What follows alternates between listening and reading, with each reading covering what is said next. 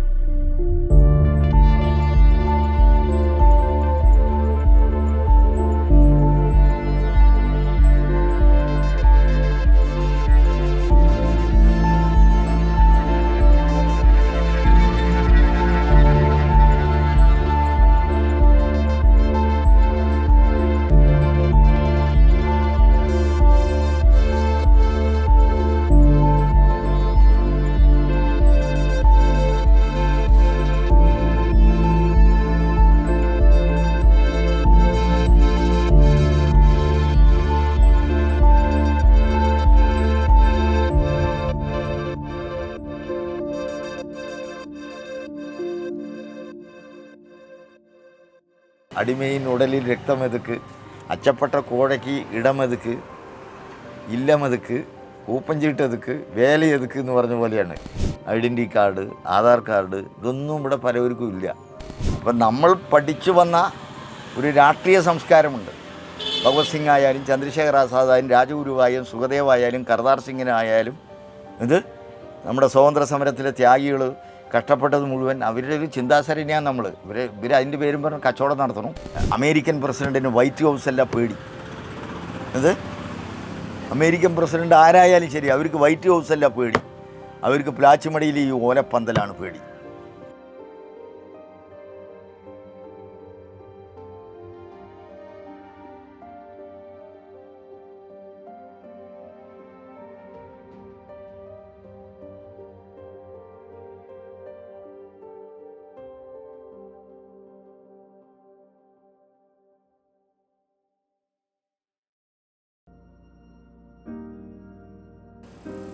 നമ്മുടെ അന്ന് CK ജാനു ഞങ്ങൾ ഈ ഇന്ത്യയിൽ നടന്ന 2000-ൽ ആരംഭിച്ച ആദിവാസി ഭൂസമരമുണ്ടല്ലോ, 1975 കൊണ്ടുവന്ന അന്യാധീനപ്പെട്ട ആദിവാസി ഭൂമി അട്ടിമറിച്ചല്ലോ. അപ്പോൾ അത്തരം പ്രശ്നങ്ങളുമായി ഭൂമി സമരം, തിരുവനന്തപുരത്ത് കുടിൽകെട്ട് സമരമൊക്കെ ആയിട്ട് ഞങ്ങൾ ബന്ധപ്പെട്ട് പ്രവർത്തിക്കുന്ന ആളുകളാണ്. അപ്പോൾ ഇവിടെ നിന്നും പലവരും ഞങ്ങളൊക്കെ പോയിട്ടുണ്ട്. അപ്പോഴാണ് ഈ സമരം ഇങ്ങനെ ആരംഭിക്കുന്നത്, ഏപ്രിൽ 22-ന്. അപ്പോൾ അങ്ങനെ ആരംഭിക്കുമ്പോൾ ഭൂസമരത്തിൻ്റെ ഒരു യാത്ര CK ജാനുവിൻ്റെ നേതൃത്വത്തിലൊരു യാത്ര വരികയായിരുന്നു. അപ്പോൾ ആ യാത്ര ഇതിനു വേണ്ടിയല്ല, പാലക്കാട് ജില്ലയിൽ യാത്രയായിരുന്നു. അപ്പോൾ ആ യാത്ര അവരെ പങ്കെടുപ്പിച്ചുകൊണ്ടാണ് നമ്മൾ ഉദ്ഘാടനമൊക്കെ നടത്തുന്നത്. പിന്നെ അങ്ങനെ സമരം തന്നെ ഡെയിലി ഓരോരോ തരം സമരം. പഞ്ചായത്ത് ഓഫീസ് മാർച്ച്, MLA വീട്ടിലേക്ക് March, ground water March, pollution control board March, അങ്ങനെ ചെറു കലക്ട്രേറ്റ് സമരം, ഇങ്ങനെ പടിപടിയായിട്ടുള്ള സമരങ്ങൾ നടക്കും. പിന്നെ ഇവിടെ ഇടയ്ക്കിടയ്ക്ക് പ്രകടനം നടത്തും. ഞങ്ങൾ മൂല വരെ തൊട്ട് കന്യാകുമാരി വരെ വൈകുന്നേരം ഡെയിലി പ്രകടനം നടത്തും. ഇത് അങ്ങനെയാണുള്ളത് വേവ് ആക്കണത്. ആ സമയത്തൊന്നും പത്രങ്ങളുടെ സപ്പോർട്ടൊന്നും കിട്ടിയില്ല. എന്നാലും ആളുകളിൽ പിന്നെ അത് ഇവിടെ ആളുകൾക്ക് ഈ അടിമകളെപ്പോലെ ഓരോ കൃഷിയിടങ്ങളും അടിമകളെപ്പോലെ ജീവിക്കുന്ന കുടുംബങ്ങളാണല്ലോ ഇവിടുത്തെ പാവപ്പെട്ട കുടുംബങ്ങൾക്ക്. അവർക്ക് അല്പം എന്താ സംസാരിക്കാനായി, മുണ്ടുകെട്ടാനായി, നൂറ് നിൽക്കാനൊക്കെ പഠിച്ചു. ഇത് നീ പറഞ്ഞുകൊണ്ട് മറുപടി പറയാൻ പഠിച്ചു. പണ്ട് അടിമകളാണ് ഇത്. നമ്മുടെ കവിஞர் കണ്ണദാസൻ എഴുതിയ പോലെ അടിമയിൻ ഉടലിൽ രക്തമെതുക്ക്, അച്ചപ്പെട്ട കോഴയ്ക്ക് ഇടമെതുക്ക്, ഇല്ലമെതുക്ക്, കൂപ്പഞ്ചീട്ടെതുക്ക്, വേലയെതുക്ക് എന്ന് പറഞ്ഞ പോലെയാണ്. അടിമയിൻ ഉടലിൽ രക്തമെതുക്ക്. അടിമയായി ജീവൻ്റെ ദേഹത്ത് രക്തം ഉണ്ടായിട്ട് എന്ത് കാര്യം? അങ്ങനെയുള്ളവൻ എന്തിനാണ് റേഷൻ കാർഡ്, എന്തിനാണ് സ്ഥലം, എന്തിനാണ് വീട്, എന്തിനാണ് തൊഴിൽ എന്ന് പറയുന്ന പോലെ. അപ്പോൾ അങ്ങനെ അടിമകളെ പോലെയായിരുന്നു ഇവിടെ. ഈ കർഷക പ്രമാണിമാരി അടിമകളായി നിൽക്കുന്ന ഒരു കാലഘട്ടമായിരുന്നു. അപ്പോൾ ഈ സമരത്തോടു കൂടി ഇവർക്ക് കുറച്ച് ആത്മാഭിമാനം വന്നു, അതിജീവനം വന്നു, അല്പം തിരിച്ചറിവ് ഉണ്ടായി. ചില കാര്യങ്ങൾ തെറ്റും ശരിയും മനസ്സിലാക്കാൻ തീരുമാനിച്ചു. ചിലതിനെ ചോദ്യം ചെയ്യാൻ ഒക്കെ ഒരു ഇത് കിട്ടി. ഇവിടെ നമ്മുടെ ഈ സമരം തുടങ്ങിയ ശേഷമാണ് റേഷൻ കാർഡ് തന്നെ നമ്മൾ ഇടപെട്ടുകൊണ്ട് 400ഓളം റേഷൻ കാർഡുകൾ തന്നെ ഇവിടെയുള്ള കുടുംബങ്ങൾക്ക് ഉണ്ടായി കൊടുത്തത്. ഐഡൻറ്റി കാർഡ്, ആധാർ കാർഡ്, ഇതൊന്നും ഇവിടെ പലവർക്കും ഇല്ല. അപ്പോൾ അതൊക്കെ ഈ സമരത്തിൻ്റെ പ്രക്രിയയുടെ ഒരു ഭാഗമായിട്ട് അങ്ങനെ സാമൂഹ്യക്ഷേമപരമായ കാര്യങ്ങളിലൊക്കെ ഇടപെടാൻ പഠിച്ചു. ആയിട്ടില്ല, എന്നാലും മറ്റുള്ളവർ ചെയ്തു കൊടുക്കണം. എന്നാലും സ്വയം ചെയ്യാൻ കുറച്ചൊക്കെ അറിയാൻ തുടങ്ങിയെന്ന് അർത്ഥം. അപ്പോൾ അതിജീവനത്തിൻ്റെ ഒന്നാം പടിയേ എത്തിയിട്ടുള്ളൂ. മനിതൻ സ്വതന്ത്രരാകുക, സ്വാശ്രയരാകുക, സ്വന്തം കാലിൽ നിൽക്കുക, അതാണല്ലോ അതിജീവനം. അതിജീവനത്തിനാണല്ലോ മുഖ്യധാര രാഷ്ട്രീയ പാർട്ടികളും ഭരണകൂടമൊക്കെ സഹകരിക്കേണ്ടത്. പക്ഷേ അവരൊക്കെ അതിജീവനത്തെ തടയുകയാണ്. അന്ന് ജമ്മിനാട് വഴികളായിരുന്നു, ഇന്ന് കക്ഷി രാഷ്ട്രീയ തമ്പുരാക്കന്മാരാണ് അതിജീവനത്തിനെ തടസ്സപ്പെടുത്തുന്നത്. അതൊക്കെ സമരം തുടങ്ങിയപ്പോൾ വിളിച്ചല്ലോ. അവർ സംസാരിക്കാൻ ഞാൻ പറഞ്ഞല്ലോ, സമരസമിതിയുടെ രക്ഷാധികാരി നമ്മളായിരുന്നു. അപ്പം ഞങ്ങളിങ്ങനെ കൂടി ചിലവർക്ക് നിങ്ങൾ പറയുന്ന ആളുകൾക്ക് ജോലി കൊടുക്കുക, അതെ നിങ്ങൾക്ക് വേണ്ട എല്ലാ സൗകര്യങ്ങളും തരാം എന്നൊക്കെ പറഞ്ഞു. അപ്പോൾ അത് ആര് ഇടനിലക്കാരിങ്ങനെ സംസാരിച്ചാണ്. അപ്പോൾ അവർ ഏതൊരു പാലക്കാട് ഒരു ഹോട്ടലിലേക്ക് വിളിച്ചു. അപ്പോൾ ഞങ്ങൾ പറഞ്ഞു ഇത് ഒത്തുതീർപ്പിൻ്റെ സമരമേ അല്ല, ഈ സമരം ഒത്തുതീർപ്പിൻ്റെ സമരമല്ല, പിന്നെന്തിനാ ചർച്ചയ്ക്ക് വരുന്നത്? പണത്തിനോ തൊഴിലിനോ അല്ല, ഒത്തുതീർപ്പിൻ്റെ സമരമല്ല എന്ന് പറഞ്ഞു. അപ്പോൾ ഒന്ന് നിങ്ങൾ അടച്ച് ഇവിടെ നിന്ന് പോകണം എന്നുള്ളതാണ് നമ്മുടെ നിലപാട് അന്നും.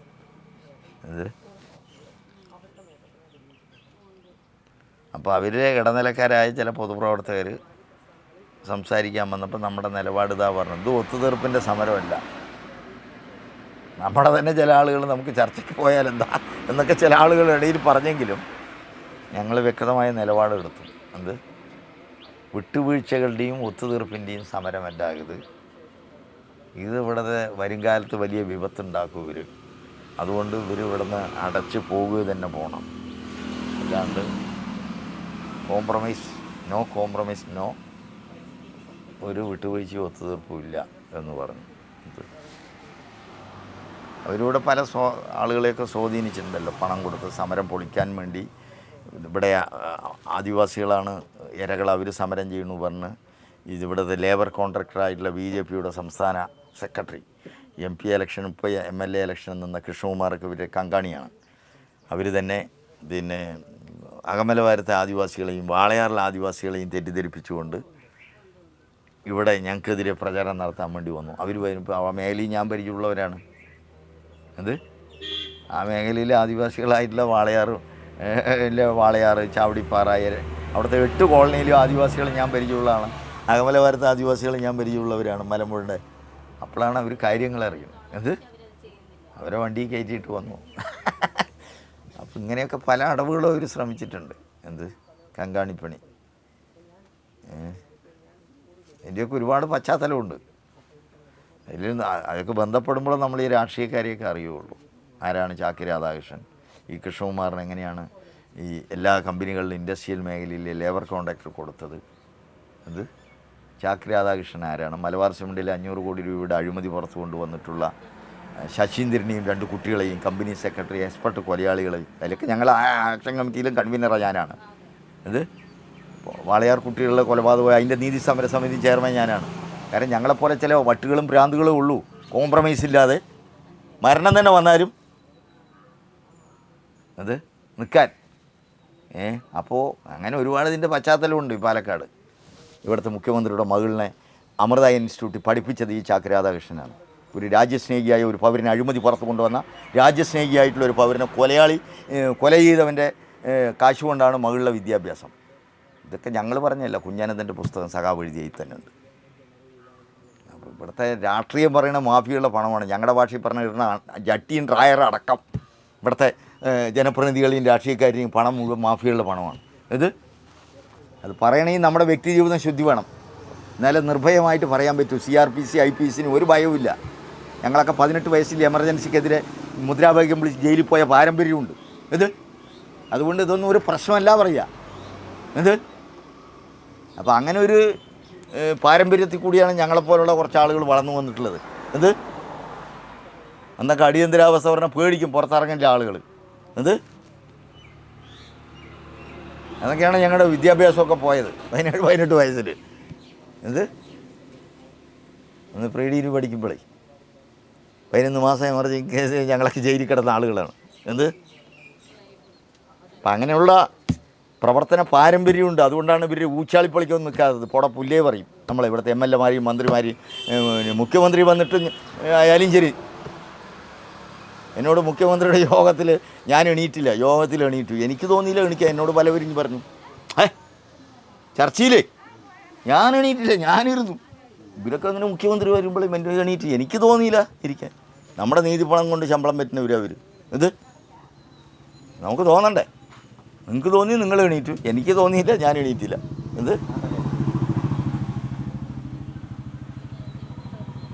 അപ്പം നമ്മൾ പഠിച്ചു വന്ന ഒരു രാഷ്ട്രീയ സംസ്കാരമുണ്ട്.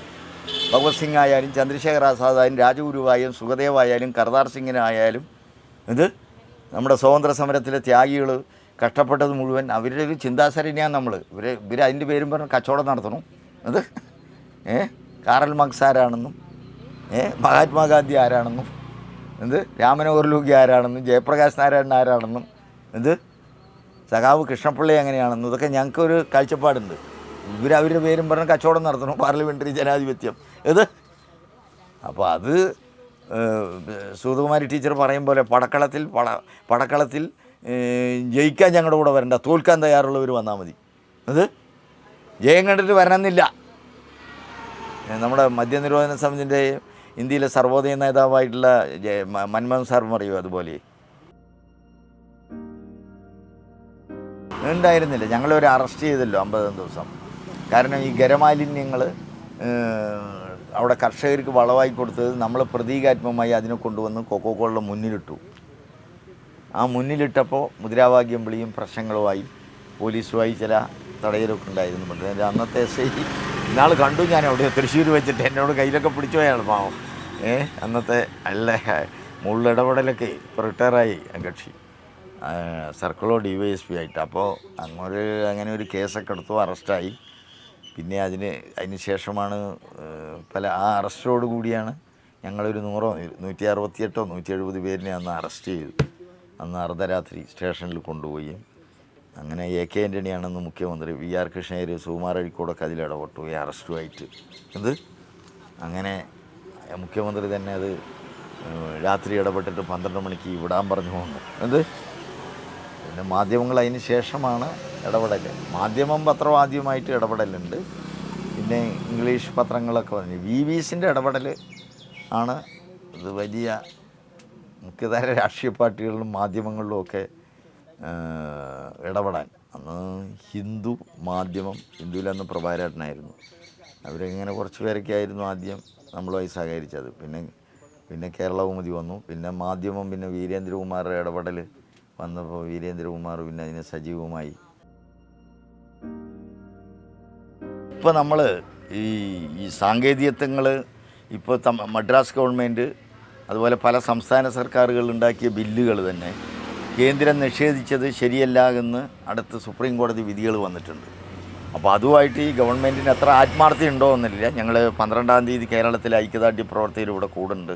പ്രധാനപ്പെട്ട 10-20 ആളുകൾ ഇരുന്നിട്ട് പല ജില്ലകളിലെയും പ്രവർത്തകർ ഇവിടെ ഒന്ന് കൂടാൻ തീരുമാനിച്ചിട്ടുണ്ട്. സർക്കാരുമായിട്ടൊരു ഡയലോഗ് നടത്താൻ പറ്റുമോ നോക്കണം. നിയമപരമായ കാര്യങ്ങൾ നമ്മൾ കോടതിയിൽ ഇപ്പോൾ പട്ടികജാതി പട്ടികവർഗ അതിക്രമ നിയമപ്രകാരം ഇവർ കേസെടുത്തിട്ടില്ല. ഇവിടുത്തെ STക്കാരുടെ കുടിവെള്ളം, പട്ടികവർഗക്കാരുടെ കുടിവെള്ളം മലിനമാക്കിയാൽ കുടിവെള്ളം അതിന് വളരെ തെളിവുകളുണ്ട്. പൊല്യൂഷൻ കൺട്രോൾ ബോർഡ് ആദിവാസികളായ കുടുംബങ്ങളുടെ തങ്കവിരുവാണ് അതിന് ഹർജി കൊടുത്തിരിക്കുക മണ്ണാർക്കാട് കോടതിയിൽ. അപ്പോൾ ആദ്യം പഴയ ജഡ്ജി ആ കേസെടുക്കുകയും അവസാനം ഇതിൽ സാധ്യതയുണ്ട് പറഞ്ഞ് വിസ്താരം തുടങ്ങിയപ്പോൾ അങ്ങോട്ട് മാറിയപ്പോൾ പുതിയ ജഡ്ജി വന്നിട്ട് അതിവിടെ നിൽക്കില്ല, എന്നാൽ പിന്നെ അങ്ങോട്ട് വിസ്തരിക്കേണ്ട കാര്യമില്ല. അപ്പോൾ പിന്നെ ഇത് ഇടപെടൽ ആരെങ്കിലും ഉണ്ടോ എന്നറിയില്ല. അങ്ങനെ ഇപ്പോൾ നമ്മൾ ഇയാളത് തള്ളി നമ്മളിപ്പോൾ ഹൈക്കോടതി കൊടുത്തിട്ടുണ്ട്. ഹൈക്കോടതിയിൽ ഈ പ്ലാച്ചിമട ബില്ലുമായിട്ട് സർക്കാരിൻ്റെ നിലപാട് അറിയാൻ വേണ്ടി ഞങ്ങളൊരു OP കൊടുക്കാൻ ആലോചനയുണ്ട്. ഈ നഷ്ടപരിഹാരത്തിൻ്റെ അതുമായി ബന്ധപ്പെട്ടുകൊണ്ട് സർക്കാർ അത് എന്ന് പറയണമല്ലോ. ഇപ്പോഴും നിയമോപദേശം എന്നാണ് പറയണത്.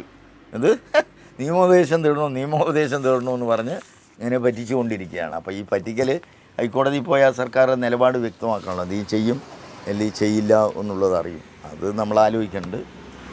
12-ാം തീയതി ഐക്യദാർഢ്യ സമിതിയുടെ 14 ജില്ലയിലും പ്രധാനപ്പെട്ട പ്രവർത്തകർ ഒരു ദിവസം ഇരിക്കാമെന്ന് ഞങ്ങൾ ആലോചിച്ചിട്ടുണ്ട്. അപ്പോൾ അതുകൊണ്ട് നമ്മൾ മുന്നോട്ട് പോകാമെന്നുള്ളതാണ് അത്. കാരണം കൊക്കോക്കോളയ്ക്ക് അറിയാം, 1 രൂപ നഷ്ടപരിഹാരം കൊടുത്താൽ ലോകവിപണിയിൽ ഇവർക്ക് വലിയ അടിയാണ്. ലോകവിപണിയിൽ വലിയ അടിയാണ്. പണ്ടൊരു രാഷ്ട്രീയ നേതാക്കന്മാർ പലവരും ചിന്തകരായ രാഷ്ട്രീയ ആളുകൾ ഇവിടെ വന്ന് പറഞ്ഞിട്ടുണ്ട്, പല നേതാക്കന്മാരും. എന്താണ് വൈറ്റ് ഹൗസ്, അമേരിക്കൻ പ്രസിഡൻറ്റിന് വൈറ്റ് ഹൗസ് അല്ല പേടി. അമേരിക്കൻ പ്രസിഡൻറ്റ് ആരായാലും ശരി, അവർക്ക് വൈറ്റ് ഹൗസ് അല്ല പേടി, അവർക്ക് പ്ലാച്ചിമടയിൽ ഈ ഓലപ്പന്തലാണ് പേടി. കാരണം അമേരിക്കയിൽ ആര് വരണം ആര് വരണ്ട, അധികാരത്തിൽ വരണമെന്നും ജലകുത്തക കമ്പനികളാണ് തീരുമാനിക്കുന്നത് അവിടെ. അപ്പോൾ അതുകൊണ്ട് ഈ കൊക്കോക്കോള കമ്പനിയിൽ നിന്ന് 1 രൂപ നഷ്ടപരിഹാരം ഈടാക്കിയാൽ അവർക്ക് അന്തർദേശീയപരമായിട്ട് വലിയ ക്ഷീണമാണ്. പല ലോകത്തിലെ പല ഭരണാധികാരികളെയും ഇന്ന് അമേരിക്കൻ സാമ്രാജ്യത്വമാണല്ലോ നിയന്ത്രിക്കണം, എല്ലാം കൊണ്ടും, ആയുധം കൊണ്ടും പല കാര്യങ്ങളിലും. അപ്പോൾ അവർക്ക് അവരുടെ ഒക്കെ അധികാരത്തിൽ കയറ്റുന്ന കമ്പനിയാണ് എന്നാണ് ഞങ്ങൾ മനസ്സിലാക്കാൻ പറ്റിയതും അവിടെ നിന്ന് പല ആക്ടിവിസ്റ്റുകളും വന്ന് പറഞ്ഞിട്ടുള്ളത്. അപ്പോൾ അവിടെയുള്ള മനുഷ്യസ്നേഹികൾ ഞങ്ങൾക്ക് അനീതമായിട്ട് കൊക്കോകോളയിൽ ഷെയർ ഓണേഴ്സ് മീറ്റിംഗ് ലാറ്റിൻ അമേരിക്കയിലെ വിദ്യാർത്ഥികൾ അവിടെ സമരം നടത്തിയിട്ടുണ്ട്. അവരുടെ ക്വാളിറ്റിയും ക്വാണ്ടിറ്റിയും അവർ പറഞ്ഞിട്ടുണ്ട്. അവിടെ ബാത്റൂം കഴുകാൻ ഉപയോഗിക്കുന്ന സാധനമാണ്. ഇന്ത്യ ഒരു പരീക്ഷണ രാജ്യമാണല്ലോ. നിരോധിച്ച ആയിരക്കണക്കിന് മരുന്നുകൾ പരീക്ഷണ വസ്തുവാണ് ഇവിടെ. അതുപോലെ ലോകരാജ്യങ്ങൾ വേണ്ട വെച്ച ക്വാളിറ്റിയും ക്വാണ്ടിറ്റിയും അല്ലല്ലോ ഇവിടെ, അവരത് പറഞ്ഞതാണ്. അപ്പോൾ ഇവിടെ എല്ലാം കൊണ്ടും എന്താണ് വികസന രാജ്യമാണല്ലോ. ഇപ്പോൾ ഒരു പരീക്ഷണ വസ്തുവാണ് അത്. ബഹിരാഷ്ട്ര കുത്തകകൾക്കും ഇന്ത്യൻ കുത്തകകൾക്കും ഒക്കെ അതിൻ്റെ ഒരു ഇരയാണ് നമ്മുടെ ഇവിടെയുള്ള ആളുകൾ. അപ്പോൾ ഇരകൾക്ക് നീതി കിട്ടുന്ന രീതിയിൽ നമ്മൾ മുന്നോട്ട് പോകും. പല പ്രതിസന്ധികളുമുണ്ട്. പ്രചരണ പരിപാടികൾ നമ്മൾ സർക്കാരിനെതിരെ, ഇവിടുത്തെ ജനപ്രതിനിധികൾക്കെതിരെ, ഇവരുടെ വഞ്ചനയ്ക്കെതിരെയുള്ള പ്രചരണങ്ങളൊക്കെ നമ്മൾ നടത്തും. ഞങ്ങൾ പത്രസമ്മേളനത്തിലൊക്കെ പച്ചയായി പറഞ്ഞാണ് എന്ത് തമ്പുരാനും മുതലാളിയും കൂടിയാണ് ജനങ്ങളെ വഞ്ചിച്ചിരിക്കുന്നത്. എന്ത് വലിയ തമ്പുരാനും ഇവിടുത്തെ മുതലാളിയും. അപ്പോൾ ഇത് നമ്മൾ തുറന്നു കാണിക്കണം. അതാണ് ജനകീയമായിട്ടുള്ള പ്രചരണം. പിന്നെ നിയമപരമായ കാര്യങ്ങൾ. ഇതേ പിണറായി വിജയൻ പാർട്ടി സെക്രട്ടറി ആയിരുന്ന സമയത്ത്, ഇന്നത്തെ മുഖ്യമന്ത്രി അദ്ദേഹം പാർട്ടി സെക്രട്ടറി ആയിരുന്ന സമയത്ത് രാഷ്ട്രീയമായിട്ട് വീരേന്ദ്രകുമാറും അയാളും തമ്മിൽ ആഭ്യന്തര പ്രശ്നം ഉണ്ടായ സമയത്ത് അവിടുത്തെ ആദിവാസി ഭൂമികൾ വീരേന്ദ്രകുമാറും അയാളുടെ ആളുകളും കൈവശം വെച്ചു പറഞ്ഞിട്ട് ഇവരുടെ സമരം നടത്തുന്ന സമയത്ത് പാച്ചിമട സമരപ്പന്തൽ വീരേന്ദ്രകുമാർ ആളുകൾ ഇവിടെ കുടിവെള്ളവുമായിട്ട് ബന്ധപ്പെട്ടുകൊണ്ട് കൈകാര്യം ചെയ്യാത്ത, പഞ്ചായത്ത് ചെയ്യാത്ത ഞങ്ങളുടെ സമരപ്പന്തൽ കത്തിച്ച സമയത്ത് ഇതേ പിണറായി വിജയൻ തന്നെ മാതൃഭൂമി പത്രത്തിൽ വന്നിട്ടാണ് വീരേന്ദ്രകുമാർ MD ആയിട്ടുള്ള പത്രത്തിൽ ആദിവാസി പ്രേമം വീരേന്ദ്രകുമാറിൻ്റെ പാർട്ടിക്കാർക്ക് ആദിവാസി പ്രേമം എന്താണെന്നുള്ള പാച്ചിമട ജനതയോട് ചോദിച്ചാൽ അറിയാമെന്ന് എന്നെ ഫോൺ ചെയ്ത് ഇവിടുത്തെ ഡീറ്റെയിൽസ് കേട്ടിട്ട് ഇതേ പിണറായി വിജയൻ തന്നെ പത്രസമ്മേളനം നടത്തി പറഞ്ഞിട്ടുണ്ട്. ഇത് അപ്പോൾ ആദിവാസി സംരക്ഷകരെന്ന് പറയുക, ആദിവാസികളെ വികസനത്തിൻ്റെ പേരിൽ വികസനം കൊണ്ട് ദുരന്തം അനുഭവിക്കുന്ന ഇരകളുടെ കൂടെയെല്ലാം അധികാരത്തിൽ വരുമ്പോൾ ആരായാലും അത് കേരള ജനതയോട് തുറന്ന് പറയണമല്ലോ. അവരാദ്യം പറയേണ്ടതായിരുന്നല്ലോ. ആദ്യം നിങ്ങൾ സ്ഥലം തരലല്ല, ഇരകളുടെ പ്രശ്നം പരിഹരിക്കും. അതാണല്ലോ സാമാന്യ മര്യാദ. അവരൊക്കെ ഇതുമായി ബന്ധപ്പെട്ട് നിന്നവർ പറയേണ്ട സാമാന്യ മര്യാദയുണ്ടല്ലോ. ഒരു സാമാന്യ ജനാധിപത്യ മര്യാദയെ പാലിച്ചിട്ടില്ല പറയുക ജനപ്രതിനിധികൾ. പിന്നെ UDFകാരാണെങ്കിലും ജനാധിപത്യ മര്യാദ ചർച്ചയ്ക്കെങ്കിലും സഹിഷ്ണുതയോടുകൂടി നമ്മുടെ വിമർശനം കേൾക്കാനും ചർച്ചയ്ക്കും അവർ തയ്യാറായിരുന്നു. പാളീച്ച പറ്റിയെങ്കിൽ പാളീച്ച പറ്റിയെന്നുള്ളത്. അല്ല, അവരിപ്പോൾ ഗവൺമെൻറ് ഏറ്റെടുക്കുന്നത് ഞങ്ങളെ സംബന്ധിച്ച് സമരസമിതി, ഐക്യദാർഢ്യ സമിതിയുടെ നിലപാട് അത് ശരിയല്ലല്ലോ. ഇരകളുടെ കൂടെ നിന്ന് ആളുകൾ സാമാന്യ മര്യാദ എന്താ ചെയ്യണത്? നമ്മൾ തന്നെ നാട്ടിൻപുറങ്ങളിൽ ഒരു ഇഷ്യൂ ഇടപെടുമ്പോൾ എന്താണ് ആ മര്യാദയുണ്ടല്ലോ. അപ്പോൾ വളരെ നീതി നിഷേധവും നികൃഷ്ടവും ഒരു പക്ഷത്ത് നിന്നുകൊണ്ടുള്ള നിലപാടാണുള്ളത്. മുമ്പത്തെ ജനം പറഞ്ഞാൽ അന്ന് ഈ വളരെ കത്തി നിൽക്കുന്ന സമയത്ത് മാധ്യമങ്ങളും ഒരുപാട് ആക്ടിവിസ്റ്റുകളിലേക്ക് ഇടപെടലുണ്ടാവല്ലോ. പിന്നെ പലവർക്കും ഇതിൻ്റെ അതിൻ്റെ രാഷ്ട്രീയ സാക്ഷരതയും സാമൂഹ്യ സാക്ഷരതയും അടച്ച ശേഷം പലവർക്കും ഇതറിയില്ലല്ലോ. ഇപ്പോഴും പലവരും ഉണ്ട്. ഇനിയിപ്പോൾ എന്തിനാ അവിടെ സമരം? കൊക്കോകോള അടച്ചു പോയില്ലേ, പിന്നെ എന്തിനാ അതിന് സമരം? അവരതേ ആളുകളുടെ സാമൂഹ്യ വിജ്ഞാനം അതുപോലെ സാമൂഹ്യവും രാഷ്ട്രീയമായിട്ട് ഉള്ള നിലപാടുകളില്ലല്ലോ ആളുകൾക്ക്. മനുഷ്യന് 100 ഭൗതിക പ്രശ്നങ്ങളൊക്കെ ഉള്ളതല്ലേ. ഇതിപ്പോൾ നിന്നു, പ്രാദേശിക തലത്തിൽ റീചാർജുകൾ തുടങ്ങി, പൊല്യൂഷൻ കമ്മിയായി വന്നു, പിന്നെ ബദൽ സംവിധാനം, കുടിവെള്ളം കിട്ടി. അന്ന് കുടിവെള്ളത്തിന് ഇവിടുന്ന് 7-8 കിലോമീറ്റർ നടന്ന് പോണല്ലോ പാവങ്ങൾ. അതിൻ്റെ ഒരു വൈകാരിക ദേഷ്യം കാണില്ലേ സർക്കാരിനോടും മറ്റുള്ളവരോടും. ഈ സമരമല്ല, പല പൊതുജന സമരങ്ങളും ഒക്കെ ഒരു പരിധിവരെ, പിന്നെ എല്ലാ സമരങ്ങളും അങ്ങനെ തന്നെ. ഒരു ആദ്യത്തെ ഒരു ഇതുണ്ടാവില്ല, അതിൻ്റെ ഒരു വൈകാരികത ഉണ്ടാവും. ഏതാവശ്യമാണോ പ്രധാനം? വെള്ളമാണ്, വെള്ളം കിട്ടി. പിന്നെ പിന്നെ കുറ്റവാളിയെ ശിക്ഷിക്കണം. അതാണല്ലോ അവർ 4 നഷ്ടം കണ്ടെത്തിയത്. ഒന്ന്, 4 നഷ്ടങ്ങൾ. ഒന്ന് ഒന്ന് ഇവിടെ കുടിവെള്ളം സംഭരിക്കാൻ പോയിട്ടുള്ള ഗ്രാമീണ ജനതയുടെ തൊഴിൽ നഷ്ടം. മനസ്സിലായോ? ഒന്ന് തൊഴിൽ നഷ്ടം. കാരണം രാവിലെ സ്കൂളിൽ പോകണം, പിള്ളേരെ പണിക്ക് പോകണതൊക്കെ മുടക്കിയിട്ട് വേണം ഇവിടെ നിന്ന് വെള്ളം സംഭരിക്കാൻ വേണ്ടി പോകണമെങ്കിൽ. അപ്പോൾ തൊഴിൽ പോകുമല്ലോ, തൊഴിൽ നഷ്ടം. 2, ഇവിടുത്തെ കാർഷിക മേഖലയിലെ നഷ്ടം. ഖരമാലിന്യങ്ങൾ മുഴുവൻ വളമായിട്ട് കർഷകർക്ക് കൊടുത്തു.